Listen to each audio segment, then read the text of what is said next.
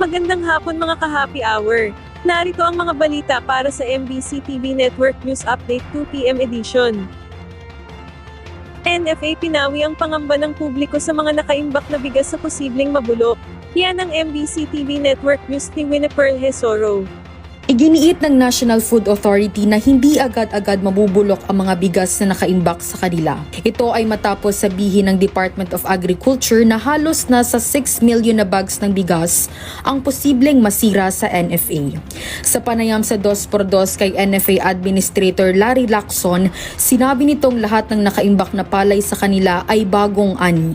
Talirin umano ang kanilang kamay sa pagbebenta ng bigas dahil sa rice tarification law na pwede lamang silang magbenta sa mga ahensya ng gobyerno tuwing may kalamidad. Una rito, sinabi ni DA Assistant Secretary Arnel de Mesa na pinangangambahang mabulok ang mga matagal nang nakaimbak na bigas sa NFA.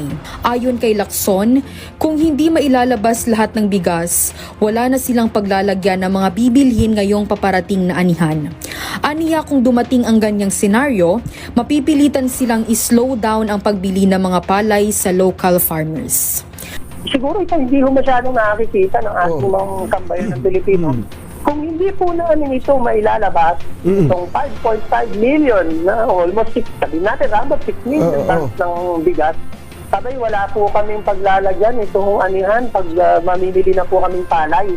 Asahan po ninyo, marami pong magsasabi niyan, ang NFA nag-stop buying or hindi bumibili. Posible pong mangyari yun dahil kung wala po kaming paglalagyan ng palay, mapipilitan po kaming i-slow down po ang ating procurement. pagbili. Para sa MBC TV Network News, ito si Winnie-Pearl Hesoro ng DZRH, una sa Pilipinas, una sa Pilipino.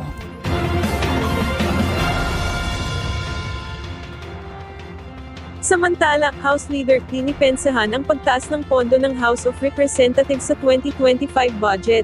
Dinipensahan ng isang leader ng Kamara ang pagtaas ng pondo ng House of Representatives sa ilalim ng 2025 national budget. Una nang dinagdagan ng Bicameral Conference Committee ng nasa 17.3 billion pesos ang pondo ng Kamara habang 1.1 billion pesos para sa Senado. Ibig sabihin mula 31.3 billion pesos sa ilalim ng House Bill No. 10800, naging 50 billion pesos na ang alokasyon para sa dalawang kapulungan ng Kongreso. Sinabi ni House Deputy Majority Leader Jude Asidret na makatwiran ng dagdag budget para sa Kamara dahil gagamitin ito sa pag-aayos ng gusali at mga pasilidad sa Batasan Complex. Paliwanag niya, hindi naman bago ang Batasan Complex na 1980s pa pero ngayon ay nakikita ang improvement at marami nang nabago gaya sa infrastruktura. Dagdag niya't sa ngayon ay mahigit 300 ang mga kongresista pero sa totoo lamang ay nagkukulang na sa mga opisina at kulang sa mga tanggapan para sa committee hearings o meetings.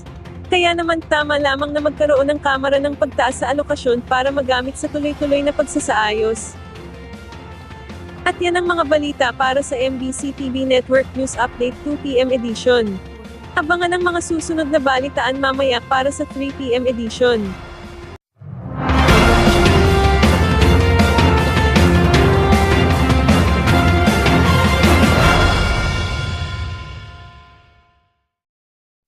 Mga ka-happy hour, kung gusto mong manood ang mga balita sa MBC TV Network News Update, mag-subscribe sa aming YouTube channel, i-like ang aming Facebook page, at i-follow sa aming TikTok account.